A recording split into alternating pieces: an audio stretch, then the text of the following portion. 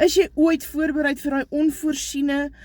uitgawes, wat jy so ontydig vang? Wel, ek het so pas nou dit ervaar. Die skool bel my,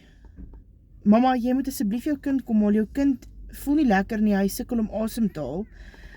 hy is benoud. Met inderhaas jaag ek na die dokter toe, kry 'n afspraak, maar op pad soontoe, nou gaan al hierdie goed deur my kop,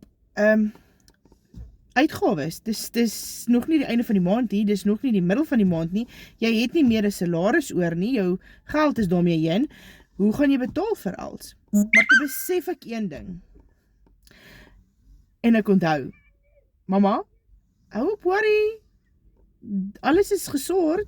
jy het 'n online besigheid wat vir jou werk, 24/7, wat vir jou wys hoe om in dollars te kan verdien, en dit op jou huidige salaris te kan bylas, of soos hierdie onbenullige uitgawes, wat jy nie voor gebudget het nie. So,